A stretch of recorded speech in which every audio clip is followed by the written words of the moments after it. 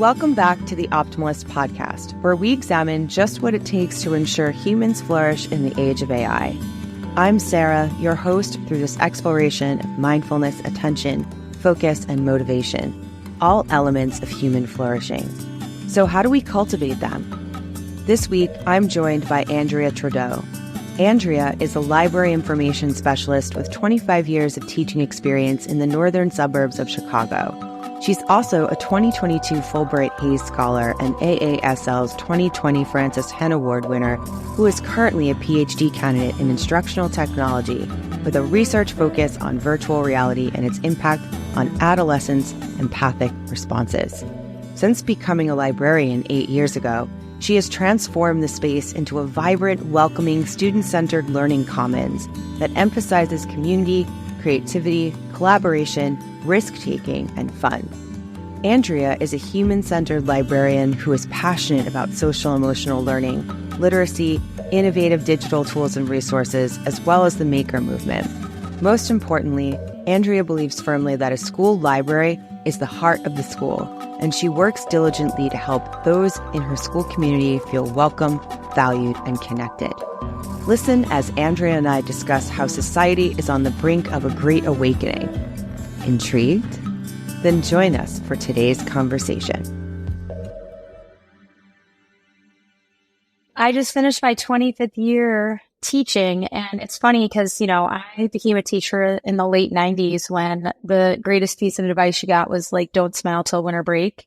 And anytime, right, you heard it too. Yep. Anytime as an 8th grade ELA teacher, I just really felt connected to the kids. I mean, that's why I do this work. I like the human element, and I like getting to know students and working with them and watching them grow. And I learned early on, like, how important it was to relate to my students. It's one beauty of, I think, being an ELA teacher is students kind of reveal who they are through conversation and through writing. And I really felt it was such an honor to be part of their journey each year. It kind of makes me sad because when I think back to my early days, by focusing on relationships and like a whole child approach, sometimes people saw it as like extra or fluff. Like, why are you wasting your time on that? You just need to get to teaching grammar and work on reading comprehension. I'm like, well, but if I don't like focus on the human element, how do we get there? So fast forward to 8 years ago, and I switched roles and became the school librarian, which to me is like harnessing my love for ELA, which I did for so long. But now I really get to harness that whole like human-centered approach. I always say that I work in a no-shush library because we like to break all the rules. But really at the heart of my work is creating a space of humanity, like making people feel welcome, feel acknowledged, feel respected, feeling heard, not just through like the feeling they get when they walk into the space, but also through our programming, through our collection development. So to me, it's about creating this really safe space where everyone feels valued, respected, and welcome. And so I love that I get to do that now. And now, this is something that's applauded more in education. And, I would say relationships have to be put first. And so I'm so grateful for Focusable, now Engageable, because it's just another tool in my toolkit to kind of help make this happen. I love all the things you're saying about connection and all my favorite words, connection, relationships, humanity, and how that's something that is a focus of everything that draws you to what you do. And I think you finding yourself in a library situation totally reflects that. And I'm wondering now, you've been talking to me for the last few days about, I don't know if you want to go into where you got this quote from, but you've been talking to me the last few days about kind of being inspired by some words you heard from a film that you saw earlier in the week. But the reason why I'm bringing it up right now is because I think talking about connection and humanity in a place where, or at a time when we all are told that we're connected more than ever, but we don't feel that way. I think that there's some sort of an awakening going on to what that means. And I think I'm hearing like patterns of kids asking to be disconnected or like eager to have their like this extra stuff being taken from them. And like you said just before, that there was a time when a lot of what you're doing was seen as extra. And I think it's similar to the conversations I have with some people about SEL when we place it in another box and say this is something we add on when we decide we need it. We're seeing like ripples of that changing, but obviously it's not widespread enough, or we wouldn't have to be having these conversations all the time. But all of this stuff is coming together in what we are kind of working on to make sure that in this age, like now marching into the age of artificial intelligence, we all do not forget that our human connection is what makes everything meaningful and worthwhile. And without it, where would, what are we? Like, who are we? And what are we working for or doing any of this for? And so I know I'm going on and on now, and just giving a speech about humanity, but maybe you want to bring us into this quote that you heard, and maybe we can talk a little bit about how not just the work you're doing, but how important it is for all of us to think of our place right now at this very specific time. Absolutely. So it wasn't something I expected to discover, but on Wednesday, I had just sort of ushered all my guests home after a really long ALA conference. We had our annual this past week, and it was absolutely amazing. But it's, those conferences can be exhausting for someone that's an extroverted introvert. I just was feeling like really tapped out. And I told my family, I blocked it out of my calendar, like these are my recoup days. And Wes Anderson, who's one of my favorite film directors, he just released this film, Asteroid City. Mm-hmm. And I live in a house where no one really likes Wes Anderson. So I decided I'm going to go solo and watch the movie. But what the problem is anytime I do that, I'm always like, crud, who am I going to like debrief with this about? And this one definitely had some stuff that I need to still kind of stew in. And the quote that I brought up to you that I'm still kind of sitting in and marinating in is, you can't wake up if you don't fall asleep. And they repeat it many times towards the end of the film. There's even like a song that incorporates it. And I keep thinking about that notion of like not being able to wake up if you don't fall asleep. And initially my thought goes to kind of what you were just bringing up about how, some students or individuals are kind of asking to like remove some of the distractions. I think about how I've got 2 teenage sons, how, there's the pressure of social media in their teenage years, which P.S. I am so glad I didn't have growing up. Me too. Yeah. There's all these devices around us all the time. We're so like, anytime I caught myself doing this, I get bored and it's like, what do? I pick up my phone. Yeah. So just being so distracted by all the noise from social media, the media, devices, politics. I mean, there's just so much distraction around us right now that at times I think it's really easy to kind of lose yourself. And going back to that idea of humanity, like I'm doing some research in empathy right now through VR. And it's when you look at something like empathy and understanding, we can't really demonstrate understanding and empathy for others unless we are self-aware. Like that's a precursor. So I keep thinking about how there's all of this stuff around us distracting us. And if we don't take time to like fall asleep, as he says, we're not able to really hone in and tune in into the quiet part of ourselves, if that makes sense. Yeah. And the other part that I thought of as I let it sink in when you, I think you maybe texted me moments after seeing this film. Sure, like I just just saw this movie, and because you were immediately thinking that it did apply to exactly what it is that we're talking about today. And so as I thought about it for the next day or so, I was even thinking like how upset or down about ourselves, either individually or culturally, we get now about, what have we done? Like, how did we get to this place where we are all kind of walking around like zombies, like example being what you just said, in a second that I have nothing to do, I'm trying to fill every moment with something that literally is the equivalent. It's like the leisurely equivalent of busy work. It's not work, but your brain is working and your eyes are working and you're constantly tired. And we're filling all the space with stuff that not only doesn't mean anything, but also is like regressively harmful. And so we do feel bad about the fact when we do like take a second to think about it, it's easy to feel bad, like about where you are as an individual. Like, why do I do this? Like you could get really down really quick about it. But that quote saying you can't actually come to that awakening or to any sort of awakening, which is usually a step forward, right? If you don't actually completely shut down first. And so it made me think that maybe what we are on the brink of is that light going on. Like, are we, could we possibly be coming out of that, or being given the opportunity right now to come out of this phase where we've fallen asleep kind of to what it is that we need. And if we don't make the right choices, like at this moment and over the next few years, will we come out of it? That's kind of how imminent I feel like it is. I don't know. Did I just take it too far, Andrea?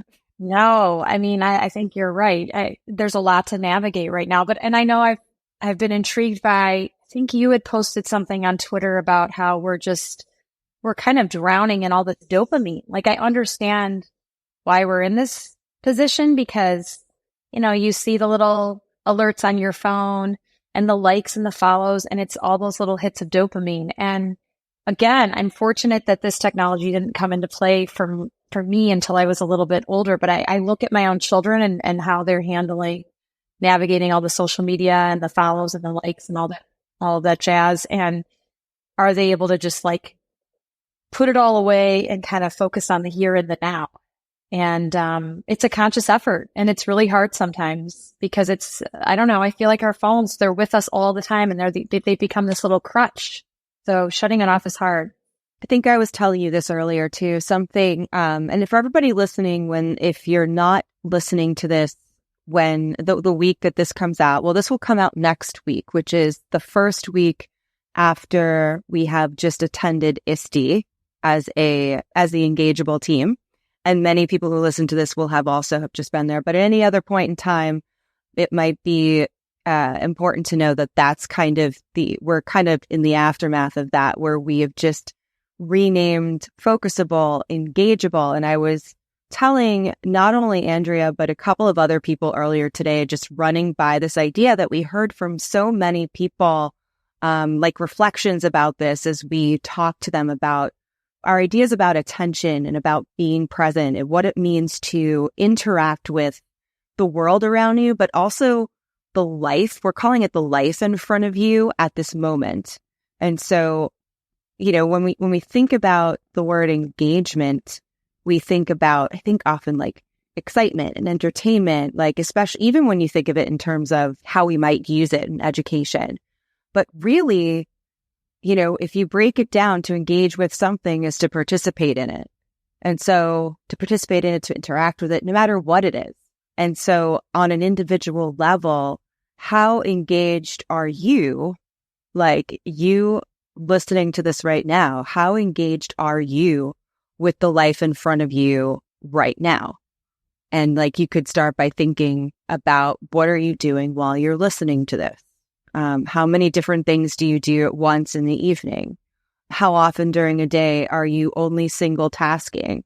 And what do you get? How does your brain change when you stop doing that? And so I think part of this cycle of falling asleep, waking up, falling asleep, waking up, there's so many layers to it now that are even coming to mind, because it even does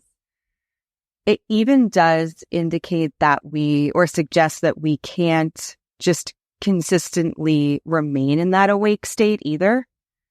That these cycles of actually falling, I guess, into a stupor are just part of being human.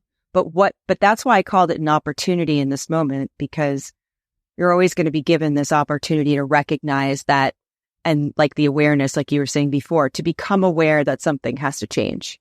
And are we going to recognize that that is the moment that we're in right now?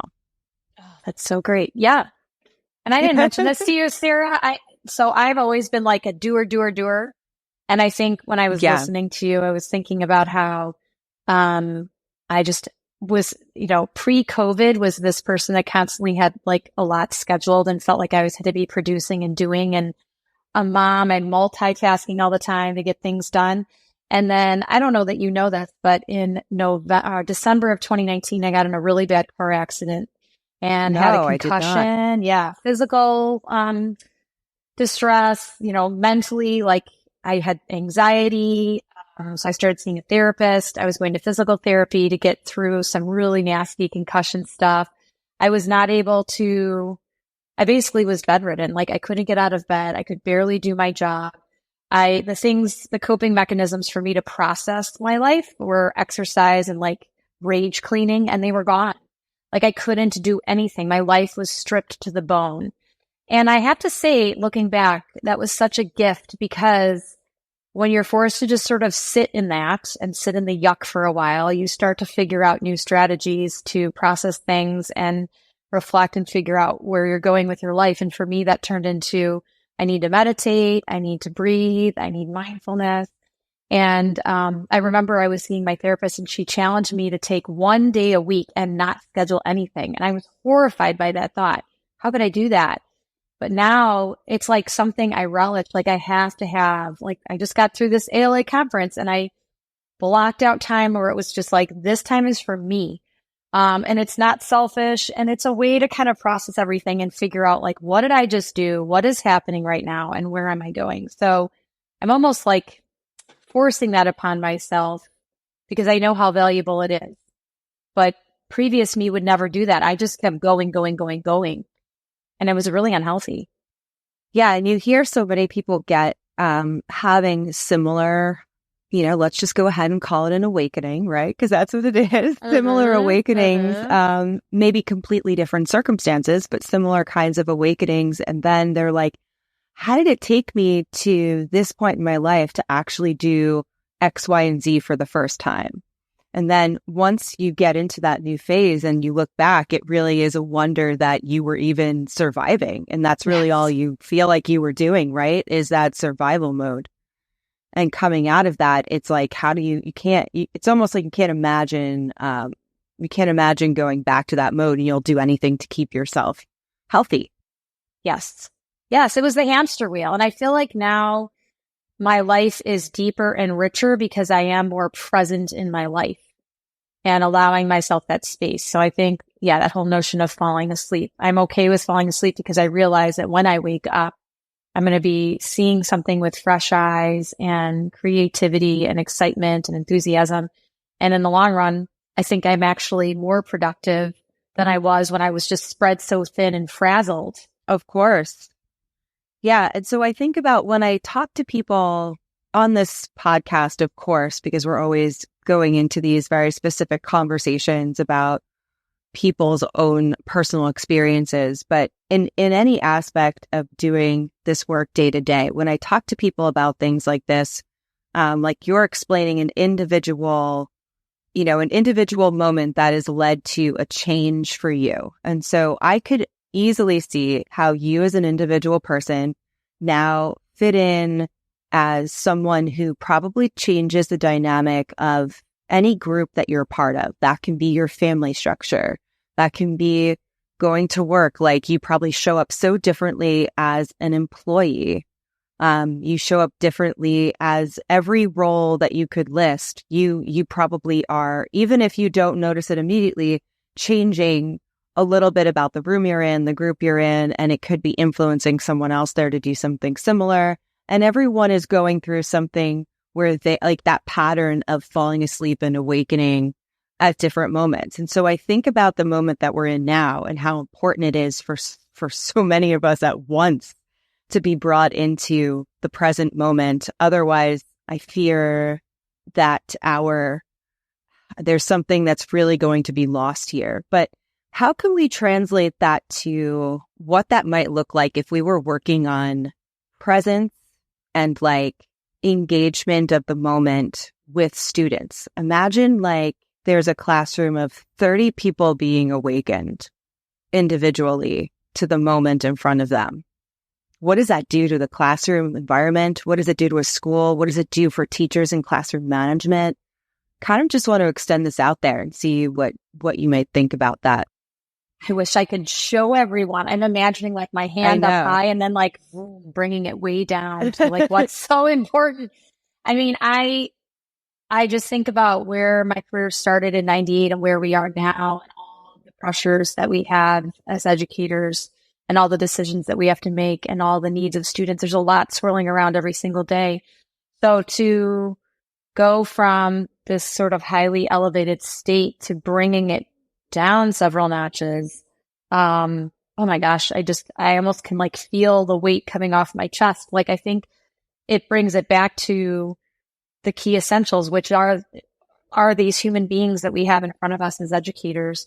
But I think it's going to take modeling on the part of teachers to make this happen, because, like, that's why when I first learned about Focusable, I wanted to try it myself, because I wasn't going to be able to sort of share this with others and show them how valuable it was until I had tried it and believed in it myself. But I think if we, like I was saying before, if we can, with my own life, if we can take people from this high level of anxiety and frantic state of being and just bring it down much lower to, I don't want to say like simpler, but we're kind of focusing in on humanity and people and what they need.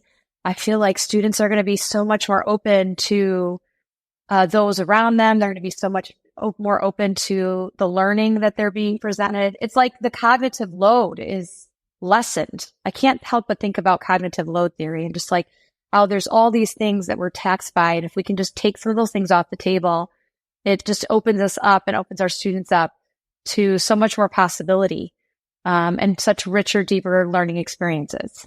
And sometimes what I think regarding what you're saying, it almost feels like, it's such an amazing thought that like we almost can't put it into words because we can't imagine like how good it would be. Right. But you know what I mean? It's like, exactly. Oh my gosh, could this happen? Can we do it tomorrow? Oh, yes. But it's one of those things, and you'll probably get this, and anyone else who has experienced really intentionally integrating mindfulness into their life. I'm always talking to people about, if you think first about the transitions within a school day, right? What can we do with those natural moments that are breaks or transitions that already exist? We're not making new ones or carving out new space, but instead of just rushing in between them to something else or stuffing those little moments with small tasks that we think that we can get done really quickly. And that's on the student side and the teacher side. Like, we're all like, I have 6 minutes. Okay, what can I do here? Mm-hmm. Who can I talk to? What phone call can I quickly make? Can I do my math homework in the next 4 minutes? Like, we're all trying to figure out how we can just rush through all the stuff. But what if we just started by taking those transitions that exist in the day and using them to work on our present awareness? So instead of rushing from here to there in this 10-minute space of time, I take it 2 to 3 minutes of that time to literally sit and breathe and do nothing. And what that does as you break those tiny moments up, and it's not a lot of time per day that, in a given space of a day that you're doing that, but giving the brain that moment, that time to just stop moving. It sometimes doesn't have to be as stressful as what can I take off my plate? But if you just stop yourself from moving and allow your brain to stop for a little bit, and then when it comes back to life, you see what I'm doing? I'm putting the brain to sleep and waking it again. I'm going with the pattern. Yeah. When it comes back to life, the brain will learn that is what it wants. And then naturally, to me, I think the next step would be saying, well, now I'm not going to do X, Y, and Z again. So rather than just saying, I need to take all these other things off my plate, what happens if you reverse that and allow yourself to kind of go to sleep a little bit, pause and stop? And then when you come out of that, your brain craves that and you realize like, oh yeah, I no longer am going to rush from A to B to C to D all day long. And instead I'm going to realize that what the benefit from stopping and pausing, and then your brain doesn't want to go back. I don't know if I'm making any sense. I'm making some of this theory up on as I go along here, but it sounds like something that I hear a lot of teachers agree with when I talk to them about those transitional moments and what could you do to help a student become more present, which really is becoming more attentive, right? Yes, absolutely. And how does that have a ripple effect into everything else? How does that have a ripple effect into how they show up in a group, like next period? You're just making me think. It's like you're sort of honoring that transition. And as a middle school teacher, I think that's one of the biggest stressors I see for my incoming sixth graders. They're used to being in a classroom all day, and the transition is switching subjects, but now they have to get up with their things, remember all their things, get to that next classroom with that different teacher who has a different personality for a different subject area. So it's no wonder that our sixth graders, when they start, look like a deer in headlights. They're so anxious about all this shifting and changing. And I just can't help but think if we just even the very beginning of the year started each class with some breaths or a recharge, I think it would be profound. And even ending the class with that as well. So it's like you're sort of honoring the class of that day and let's get ready for what's coming next. And now we have our next transition. I think that would have profound effect. I agree with you. And I'm obsessed right now with this idea of probably influenced by the fact that we're just experiencing the transition into summer and people are, you're always thinking about like ending things or stopping or not continuing things that maybe didn't work so well. And what can I do to refresh for next year? And I'm just obsessed right now with this idea of what if every school were starting with like an attention assembly instead of academics first, but like all parents are like in an assembly about attention. Or also what you just, exactly what you just described. If that's how you were starting the beginning of the year with, this is how we start and end all things. And then that continues like on a micro level.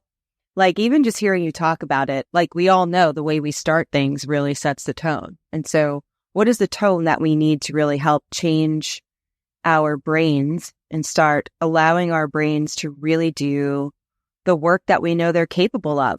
Because right now we're not giving them a chance to do that. Yeah, there's just always so much. I'm thinking as you're speaking about how I always have my little introduction to all the different grade levels at the beginning of the year. And I do like an overview of the library.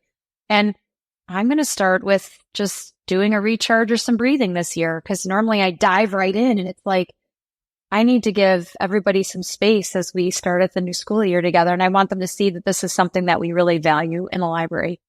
Because it is a space where kids are feeling overwhelmed. And they do this thing in my school where they're like, can I take a lap? Because there's kind of this natural lap in the heart of our school. So kids will go and walk. But now they're starting to realize, oh, I can come into the library and Mrs. Trudeau has, some strategies to use, or she has like a stick together poster or some stacking rocks. Like I have all these little tips and tricks that students know I have available for them, and they'll come in and use that. So I want them to know first thing that this is a space where they can come if they just need to take a breath. Because I don't know that every teacher is going to do what we're talking about here, unfortunately. Right. And until it became something that was a standard, which we don't know how long that's going to take, but that's my dream. I know that's my dream. I want attentional standards to be the thing. I want everyone to be just as obsessed with this as I am.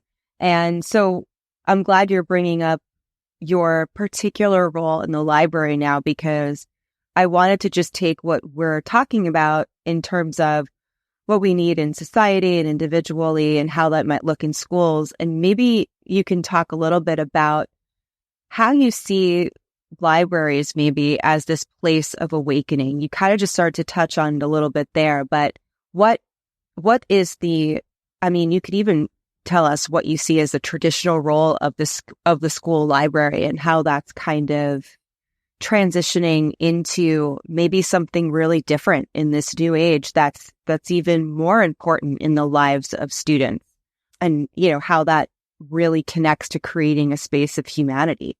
Yes. I think traditionally when I first started at my school, the library was pretty much focused on the reading and the research. So you had to do a research project or you needed a book, you went to the library. And we had a lovely librarian. but it was sort of that classic approach was just kind of focused in on literacy. And I think as time has gone on, we've realized that, libraries have to evolve with the evolving needs of people. And a huge part of that is addressing kind of the whole child. So as I mentioned earlier, the library is, to me, it's a welcoming space, a human-centered space, a space where people can come in really at any time. And by people, it's going to be, at my school, it's students and staff members. So it's not uncommon that students and or staff members come in when they want to come and celebrate something with me, or they just need to take a breath, or they're stressed out and they need to vent. So it's just another place where they can come and they feel heard and they feel valued and they crave connection. So I go home absolutely exhausted by the end of the day, but the cool thing is that I get to work with all these different individuals and support them in any way that I can. So I think libraries today we're unique in the fact that we're kind of this public space, and you have, I should say, many librarians call themselves teacher librarians because we are teachers as well. So we still can help with the academic angle, but we are fiercely advocating for humanity, global consciousness, self-awareness. Like if you look at our collections, I mean, libraries are based on this notion of everyone should be represented, valued. That's what Rudine Sims Bishop said in her idea of mirrors, windows, and sliding glass doors. So I think we're just really founded on this notion of humanity and everyone feeling represented. And I think we're starting to realize that we can harness much more than books and databases in order to do that. And so being able to harness things like makerspace where people can explore and tinker and take risks and have fun, having, these SEL tools and these tools to support attention, I think are going to be huge as well. So I think librarians are evolving in the sense that they are figuring out new ways in order to reach people and ultimately help the individuals that we work with grow in their own way. And I don't think you can overstate the connectivity part, because they're not just coming in. I'm sure you do have plenty of students who come in solo as individuals who need also a quiet space, who, are maybe looking for private, or privacy in digesting things, or just a place of being welcome is what I always remember from my school libraries. But at the same time, you're always providing spaces for collaboration and connection and always being there to help them facilitate that. And I like both of those things being available in one place, because I think that we don't imagine if the library didn't exist. You know what I mean? Yeah. No, it just made me, took my breath away a little. Yeah. That would be not even like the idea of a library didn't exist, but if it was just like, we thought of it as there's this room somewhere in the building where we can go to get stuff that we need. And maybe there's someone there that helps you physically, check out the thing or find the thing, but there isn't actually that place. I felt it too when I said it, actually, because that really does take away. That's why I brought it up, because all of that idea of this is a hub of where we exist as individuals, where we come for any sense of needing a space of our own, or needing to come together with each other and figure out what we need best at this moment, and to learn what is the newest way that we can achieve and grow together as well. And I think you guys are really, I talk about it all the time. Like, I don't think if you asked anybody around the Engageable team over here or the Optimalist community, the two groups I talk about the most are school librarians and school counselors. I'm like, I just want to work with them all the time. I think they are the life of the school. Seriously. And thank you for saying that, because I think there are spaces, sadly, around the United States where the librarian role has been cut. So there might still be a physical library space, but it might be, like an administrative assistant is providing the books, but it's like a dead zone because there's no one in there to breathe life into the space and create those connections. So I think it's critical that there's a dedicated space that is the hub of the school, the heart of the school, but that there are certified school librarians in there that are trained to support the needs of their school community. And I'll just end this with saying, I remember when I was in high school, let's see, I graduated from high school in 2000. So I'm the famed class of 2000.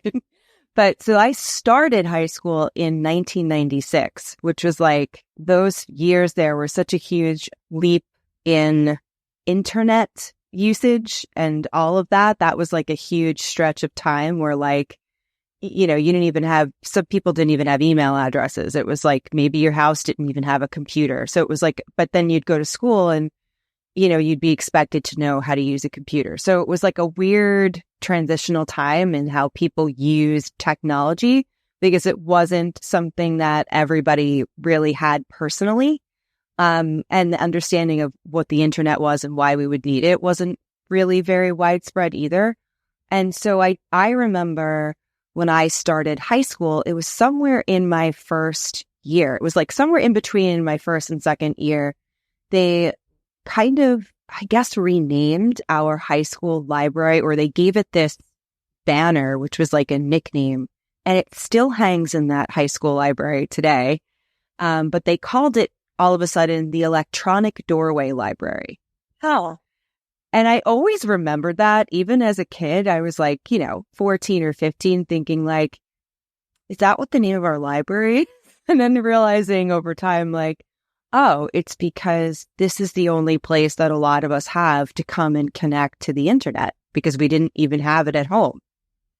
And it was like this idea that if you came here, someone would help you connect beyond your peers and beyond the town that you lived in, beyond this building, to the world outside. And I grew up thinking like that's what the school library was. And it could be, I was also an English major and everything. So it could just be, there's a lot of factors that make me attached to libraries. But that is the perception I had of it, specifically a school library, because of that high school experience of it being like this transition between, a world outside of the school, which maybe wasn't connected to the outside world yet, but I would come to school and feel like I had everything available to me in that room. And so that kind of has colored my idea of how important it is to have that heart and that center, especially in middle school. I think that's a really exciting time to be the one that kind of gets to gather people in that way.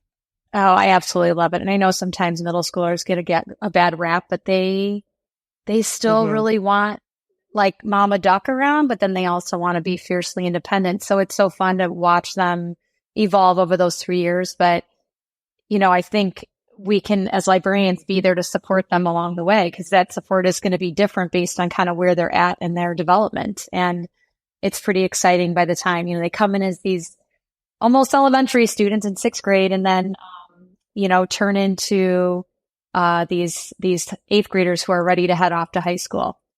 So it's a really cool transitional period. And that's why I've spent 25 years in this building.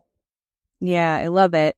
Well, Andrea, I am so glad that you were able to join us today for this conversation. And I know it hit me like a week ago. I was like, oh my gosh, before we get too crazy into different summer plans that pull everybody into a million different directions, I have to talk to Andrea for the podcast because it was crazy that I hadn't talked to you yet, but I know we've both been equally, busy with lots of different projects as far as the end of the school year was coming. So I'm so glad we got this in before things got too busy. But before we end, I wanted to ask you just a couple of more fun questions, I guess, that are a little bit about, give us a little insight into you and maybe who you are. Maybe they even connect naturally to some of the things that you think about in your working life.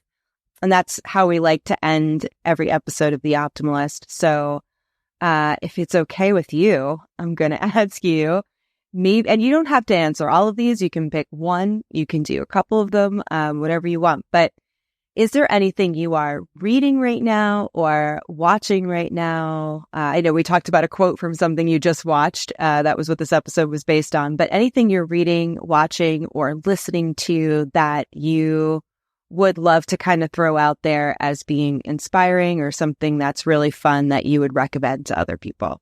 Well, I'm currently listening. One of my favorite podcasts is by Amy Herman. It's School Librarians United. And I'm really excited because she just released her ALA episode where and I watched her in action. She basically spoke with, I think, like 20 different librarians and asked them kind of their takeaways from ALA conference. So as I'm sitting here debriefing from my experience, I'm really excited to listen to that particular episode and just hear what some other people thought. Because I met many of the people that she interviewed, and some are earlier in the career, some are more veteran. So I always appreciate kind of hearing people's reflections on such a big conference.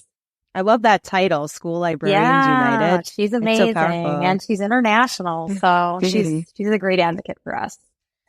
Other than that, I'm working on my third publication for my dissertation. So most of my reading right now is more nonfiction, research-based, doing a lot of exploration of like different facets of empathy versus sympathy, and looking at storytelling in cinematic VR. So that's where most of my reading is right now. Not as exciting probably to your readers, but that is my reality. So yeah, but it gives us insight into you, and it all wraps into what we're talking about today. I think a little bit more of an understanding of who you are. Well, thanks. Yeah, thank you. And our very last question, which brings everything back to the purpose of this podcast, the purpose of the Optimalist community, which is to support the work that we are doing with Engageable, which brings us all back to attention. So I like to end by asking people if they have an attention method or a method of, you could say, I previously was asking people a focus method, but I'm starting to try to use attention a little bit more. A method of attention that you use that helps you, maybe we could say, engage with the life in front of you, that you think works, and you would say, try it to people or try it with students. Is there something that comes to mind for you? Yes, immediately when you say that. I want something that's like easy and accessible. It doesn't require any sort of app or tool or anything. And that to me is belly breathing. When I feel myself getting overwhelmed or struggling to focus, I literally just stop where I am, put my hand on my stomach, and take 3 deep, amazing belly breaths. And it's been interesting because I've used that strategy with students where students will come in and I can tell they're sort of emotionally elevated. And I'm like, okay, let's stop and we'll do it together. And it is amazing how they could just sort of calm down and come to a space where we can then process what they're going through. And then in my own life, it's like I can come down and kind of focus my attention where it needs to be. So belly breathing to me, hands down, is just quick, convenient, and super effective. Seems like it's a good way to almost like a micro moment of self-regulation. Yeah. Seems like what you're describing, which is really cool. Great. And very last, I know I said that was last. This isn't really a question that you have to think of an answer to, but if any of our listeners wanted to connect with you or find you, where would you direct them on social media or any links that you'd like them to follow? Where can people connect with you? So I think one of the best places to connect with me is on Twitter, where you and I connected. So I'm at Andrea_Trudeau. Otherwise, I do have a website that shares a lot of the work that I've been doing, and it's noshushlibrarian.com. So I'll make sure you get that link.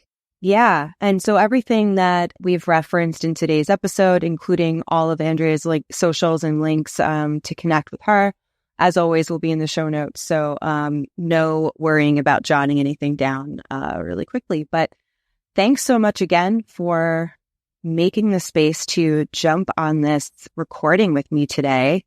And I'm sure we'll be talking again tomorrow or the next day or the next day. Thank you, because Sarah. The ideas never stop. I know. I think of something. I'm like, you shouldn't have given me your cell phone number, Sarah. I'm just going to keep texting you stuff. You open Pandora's box. What's funny is that even with an additional method of communication, it doesn't stop from using the other older methods as well. Oh, I know. You gotta, right? We might. Yeah. I'm like, I just DM'd you. Oh, Okay. We'll use one method to say we've used the other. It's so funny. You see? And this is where our attention is split, everybody. Yep, we're guilty too.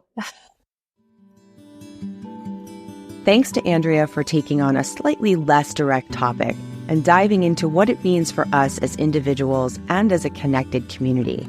No podcast episode is totally easy, but a willingness to speak unconventionally and see where it goes is especially appreciated. You can let us know what you thought by leaving a comment on Substack, a review in Apple Podcasts, and you can reach me on Twitter at scandela9. You can listen and subscribe to the Optimalist podcast wherever you love listening to great podcasts. New episodes are released every Wednesday. Links to all of these resources are available in the show notes. The Optimalist podcast is brought to you by Engageable, the only app that gives you the pulse you need for better attention. And it's free. Create an account today at getengageable.com or by downloading Engageable on any iOS or Android device. You can also follow us at Get Engageable on Twitter and Instagram. Thanks for listening to The Optimalist. I'll be back next week with a new conversation. Stay engaged.